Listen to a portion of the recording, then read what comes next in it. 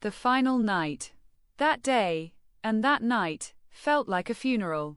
Everyone was in mourning.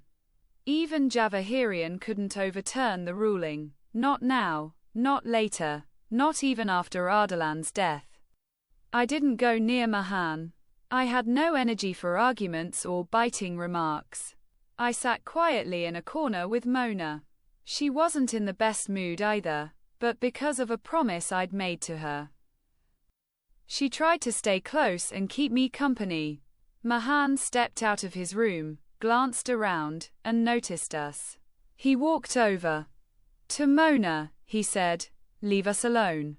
Without a word, she stood and walked away. Mahan sat beside me. I waited for him to speak first. "You heard the news?" I nodded. "So, no thoughts?" "No. What's there to say? It was predictable.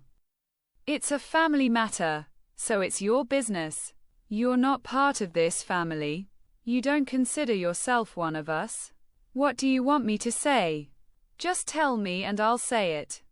We've talked about this enough.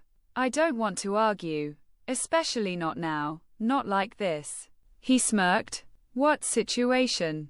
I frowned. "This morning you've all plunged into. The mesh cat fortune has gone up in smoke. All that's left of the mesh cats is the name. And you?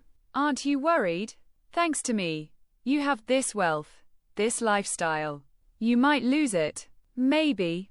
But like you said, a lot of things aren't worth holding on to anymore. They might vanish one day. I work at that company now. Our temporary marriage is nearing its end. I was never going to have a good relationship with my family. And you said the first rule for accepting a new member into your family is their connection with their own. You need to reconcile with my family, because I won't let you introduce me to yours as a runaway girl. That condition still hasn't been met. Nargis, your mother, and this whole situation are right in front of us, a lesson to learn from. Aren't you afraid you'll be forced to stay with me, whether you want to or not? Not like before. I'm not afraid. I just don't want it to cost me everything."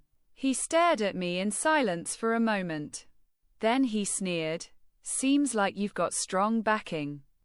But that wall you've leaned on to get this far, it's about to collapse. And you'll be buried under the rubble." I said, "Aren't you tired of speaking in riddles and sarcasm?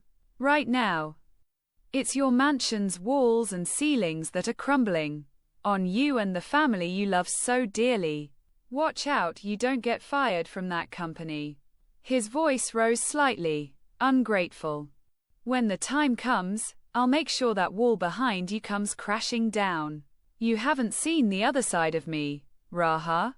I hate betrayal, distance, and playing roles. Enjoy what little time you have left." He stood to leave. I said, "It's convenient to blame others for your failures. Good luck, Mr. Mahan Meshkat." I dragged out Meshkat with a mocking tone. He left without another word. I whispered to myself, "Damn it. Damn all of you." The next day, after work, I returned to my apartment to prepare for the revenge party.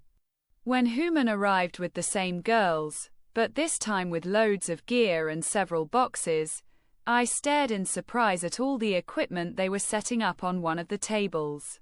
I asked, "What is all this? Makeup gear? There's so much." Human replied, "Yeah. Except this time, you're going to become a full-fledged boy."